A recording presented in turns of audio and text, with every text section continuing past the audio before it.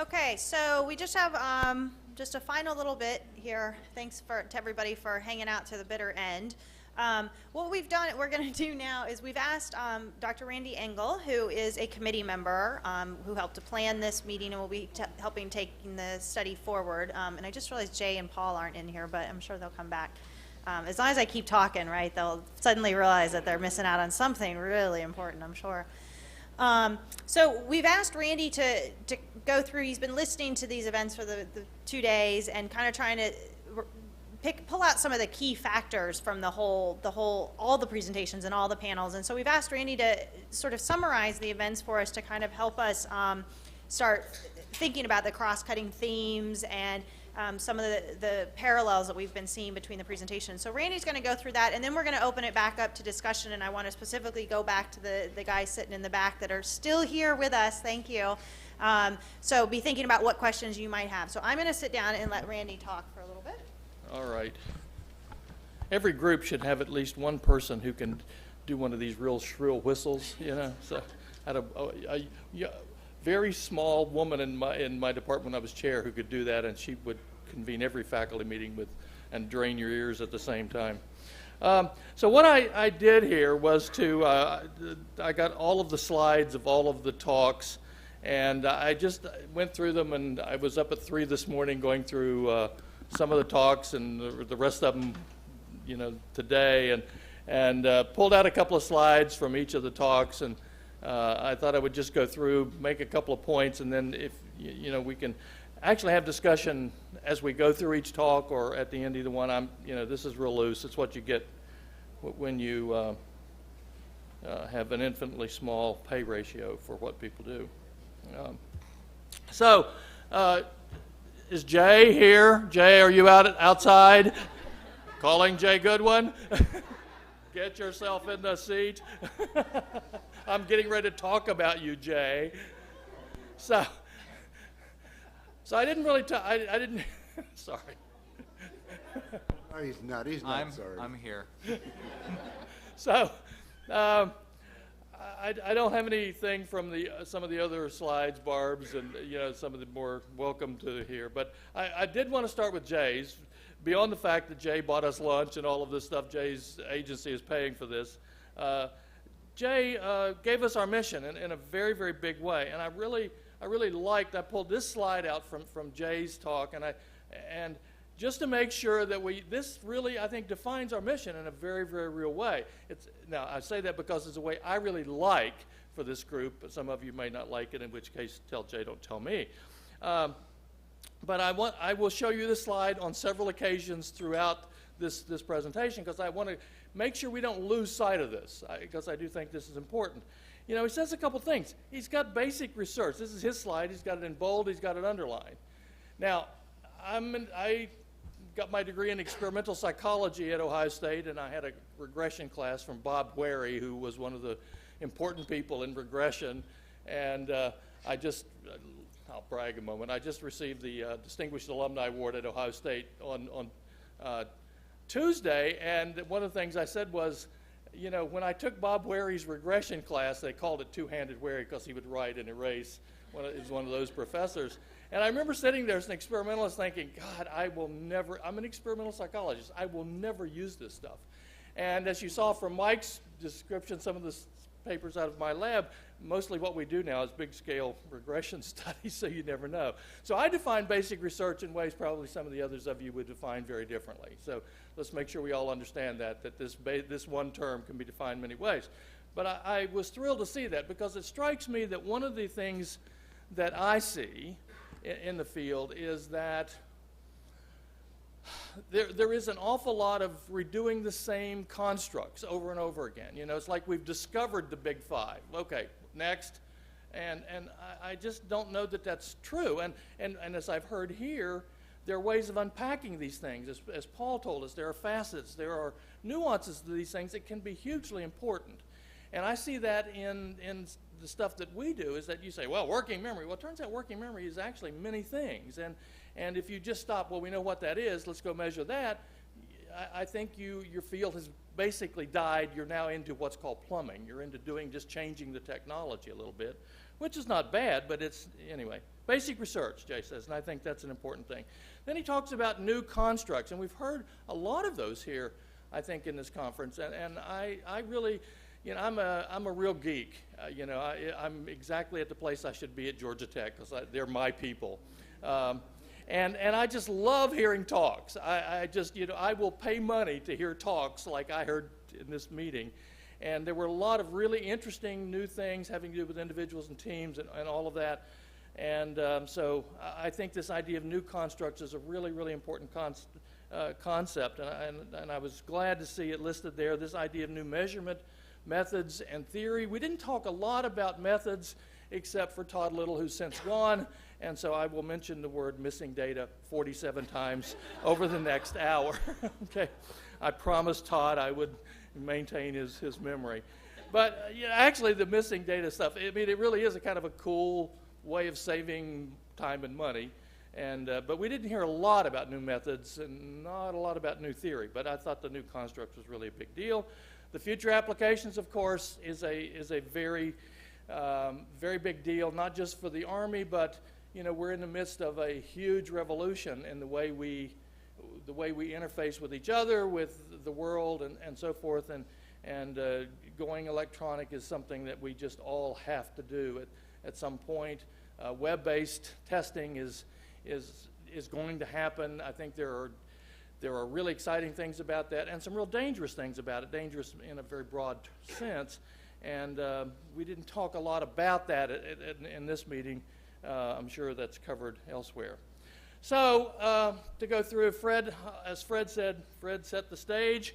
I got a couple of slides from Fred's talk here. He talked about performance determinants, declarative knowledge, procedural knowledge and skills, and motivation. That pretty much sums up just about everything there is except learning. How do you get those things? And it's really interesting that I was sitting there thinking, actually Fred's talk primed me about this, that I thought, well, he didn't say anything about how one gets that declarative knowledge and so forth. And it wasn't until the team people came up that they started using the word learning. And I found that really fascinating. I mean, you know, what little bit I know about the Hunter and Schmidt, Hunter and Hunter, you know, those ideas, you know, one can call them into question, but what they argue is that cognitive abilities, you know, are important because they relate to learning, right? I mean, and so learning would seem to be the ability to learn a lot of information appropriate to the situation would be an important thing. It wasn't talked about here very much, and that's just an observation as much as anything else. So Fred laid out this idea of these three things he talked about, the declarative knowledge and so forth, and laid them out into a much more process model, talked about the importance of that. And you know, Fred gives a really good talk. All these talks were good, but Fred's he did really set the stage in a very important way. He pointed out the importance of teams here, which was it the best thing to leave this to the last? One could say we have the best for last. I don't know, but you know, it's a really important thing, and it's got to be. I've never done studies of teamwork, but it must be among the most important and yet the most difficult work to do and to do well. It's just really, really tough. So I'm glad there are people doing it who are a lot smarter than I and can do it better. Alina posed some really interesting and important questions, possibilities for the future of testing. She showed us a whole bunch of slides with all of these questions and possibilities and so forth, and all these different places we're going to do testing. And I kept having this image of, if you saw the movie The Minority Report, where Tom Cruise is walking through a subway and the signs are talking to him, and he walks into a store and says, "Welcome back," and "How do you like the tank top you bought last time?" And I could sort of see that in a testing situation, you know, as we're walking through the world and you're getting an item here and an item there, you know, and it's all going to ETS, right? It's, you know, so. But it was just, you know, a really fascinating list of questions. I mean, there was a lot of great possibilities and future-oriented thinking, because these things are, you know, these things are coming. You know, we just are not far off from being able to, Apple's supposed to introduce their big new TV by June. I don't know if you've heard that. Go buy Apple stock. It's down some today. And, you know, so it's going to come with a ring that you point at the TV and you use the ring apparently to, so these days are here. So we need to have somebody thinking about them. I'm glad you are, and hopefully it'll work. I did want to make one comment about this emphasis on non-cognitive measures, because that's something that I've never really studied much personality. I've had one dissertation done in my lab, and basically this person did a huge amount of personality stuff, a huge amount of general ability stuff, and found almost no relationship between them except on just one or two of the big five that you might expect, and those correlations were like 0.2. And yet, it's clearly important in many dimensions. I was at a meeting with a bunch of people at the Office of Naval Research at one point, and we were talking about these non-cognitive measures that the Navy was coming up with. And the interesting thing about it was, at least at the time, there was almost no relationship between the non-cognitive measures and task performance. I mean, they just were not very predictive. And so I asked, I think it was Lynn White, who was instrumental in developing these tasks. I said, so why would the Navy keep using these non-cognitive measures? And he said, well, Randy, little Randy, it's because they predict attrition very well.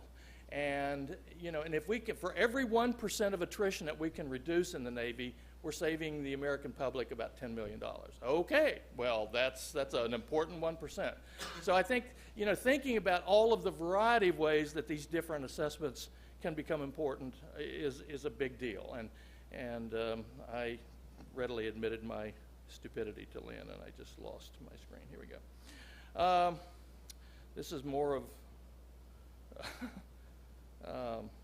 okay, so here we are back to... I'm good. Oh, well done. I'm not good. Here we go. It wasn't screwed in. Your screws are stripped for future reference here. So we're back to Jay's slide. I just didn't want you to forget this, and I'm not just showing this so that Jay buys us dinner tonight or something. So, but I think, again, I thought this lays out our mission very, very well. And so I want us to, to remember exactly what it is that we're about when we think about these things. Chris Patrick argued for psychological constructs based on psychophysiological dimensions. It's really interesting, Chris. I have to tell you, I was telling Pat, I said, wow, all that physiological stuff. And then it didn't occur to me till last night that, in fact, you're really talking, almost all of the data you talked about were on psychological kind of things based on psychophysiological kind of dimensions. I think that's a really, really nice way to go, and I think combining these dimensions is really important. He talked about two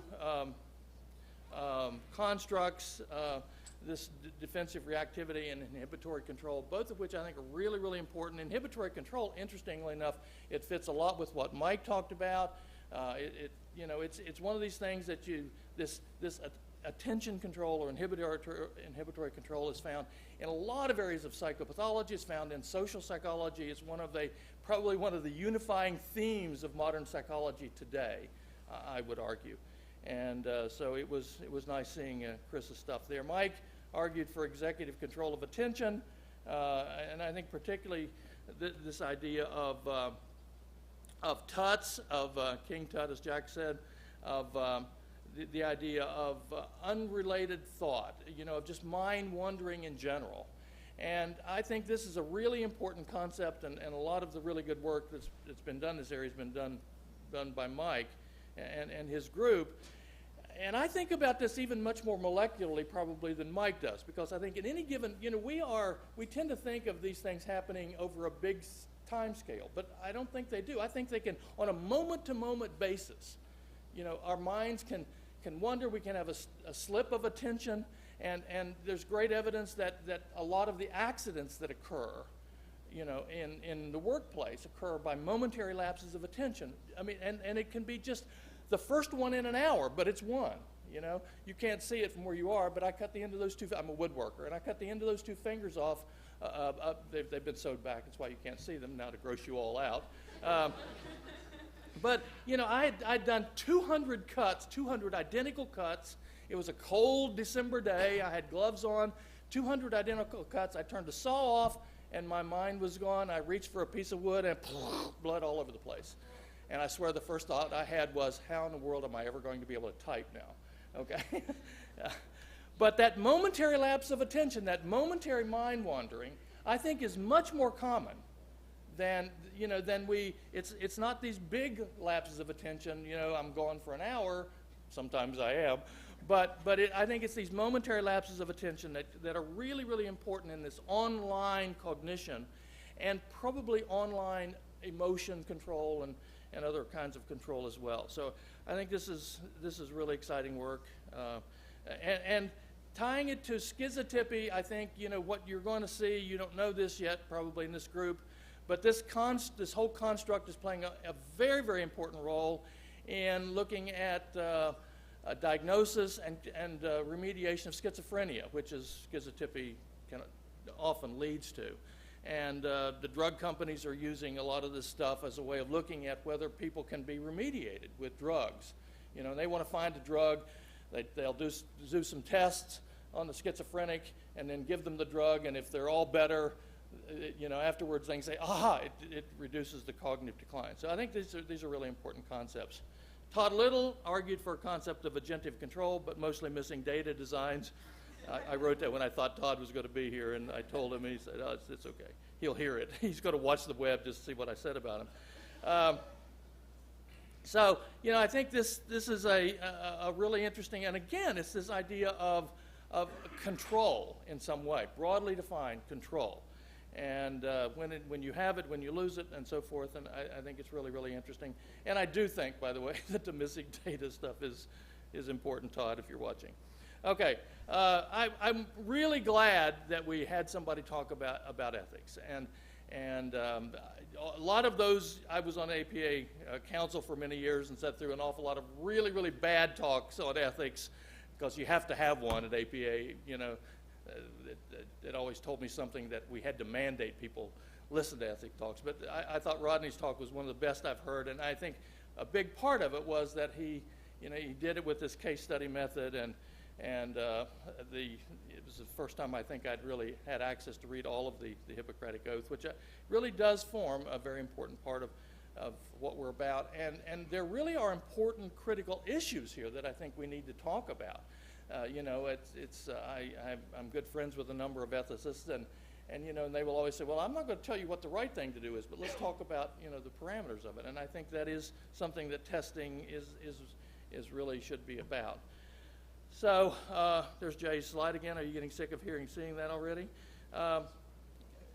Paul Sackett reminded us to think about new ways of measuring old concepts. Great talk. And it was particularly nice to see this idea of contextualizing, just actually making things more subtle, maybe more specific. Not more subtle, but more specific leads to a much cleaner prediction. I think those are very nice findings. I think this whole idea of getting to narrower dimensions of the big five, that's got to help us measure whatever it is we want to measure, I think. This idea of real-time faking, and I used that slide because, as I said, I think that more and more we're going to be doing web-based kind of testing. I'm doing some of that in my lab right now, and I've been very suspicious of it because I don't get to see the people who are taking the test pressing the keys. And so we built in a good bit of, the design of the studies are such that we can really tell when people are lying, when they're cheating.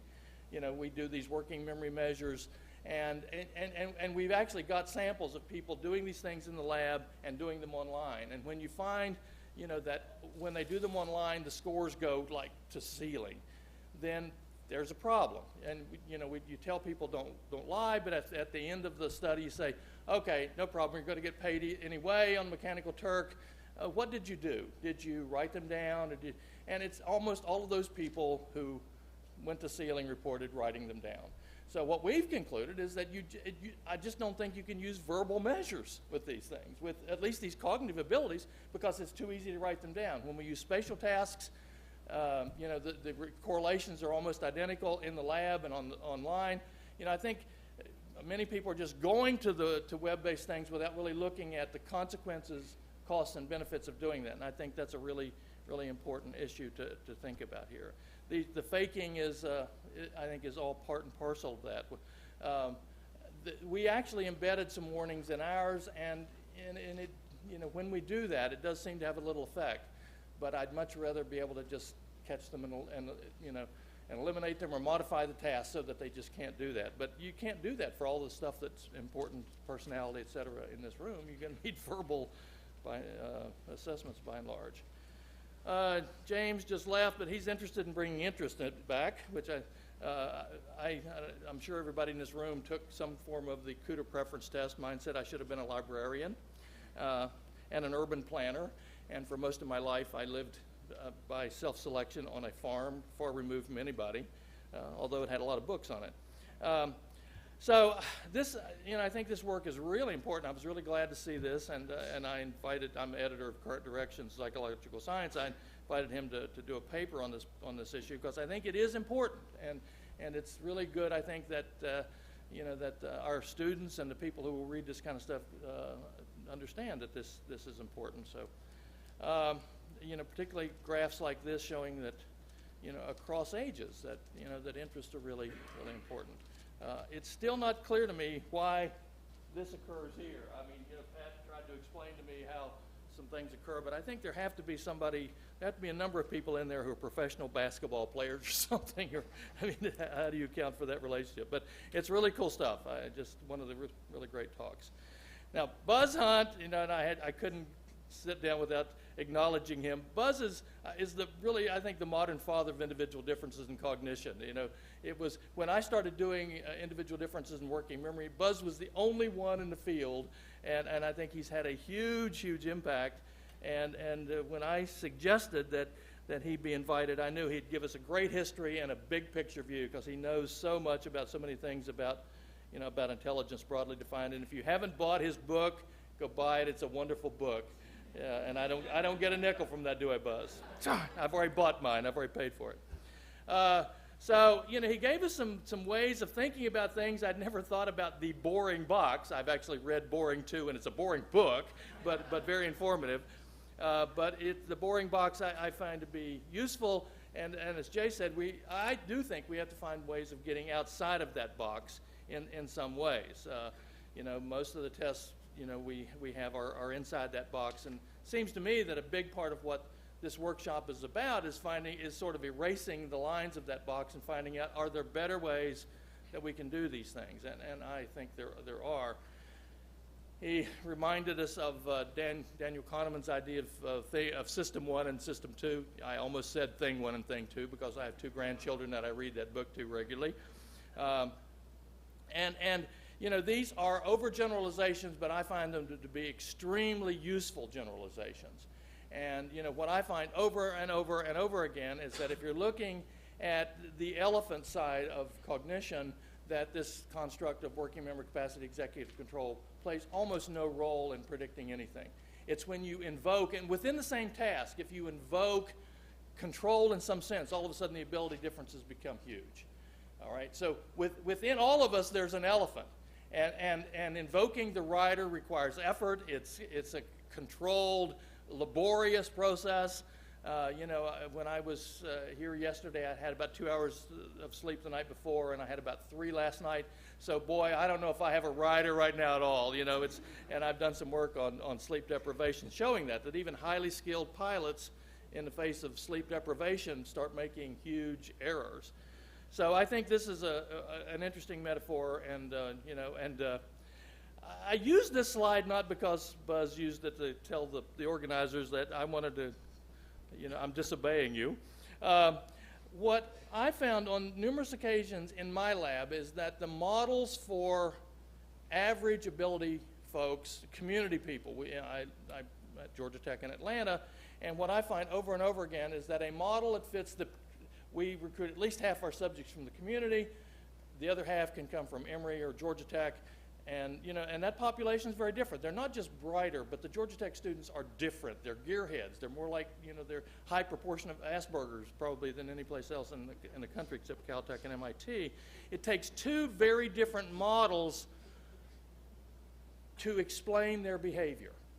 And so if we were talking about officers, right, then I think we need to talk about some different things, maybe not in the personality, I don't know that, but I know in cognition we do.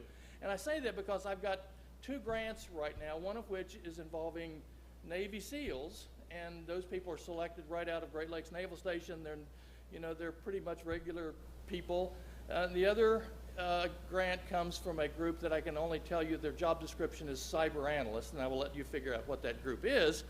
But that group is a very high-end group. Now, what I have to do is I have to use 2 very different models to understand the cognition of those 2 groups. So, this is not a linear thing. It's just not. And I would bet that the personality stuff is going to show something like that. These things are much more complicated than we would ever like to believe. I really liked Anita Woolley's stuff on collective intelligence. I've read this about 4 this morning, and it woke me up, because this idea of that the group can be smarter than the sum of the people in the group, I think is it's counterintuitive to me, so that made it very, very interesting. And she backs it up with some really nice modeling, and I thought Scott's work was really excellent to give us some ideas about how to select and put people into groups, to the extent that you can computationally model these things. Sometimes people do that just to show off their math chops, but to the extent that you can actually do that and it means something, are these parameters meaningful, then that's a big deal, okay? So I liked it. Here's a graph. Basic research, new constructs, new measurement, future applications. Let's see. Leslie, I left Leslie out. Where is she? She's my colleague, so she needs to, I didn't get her. She brought me her slide about 20 minutes before lunch. So I will stop there and open it up for discussion. How's that? Thank you. Okay?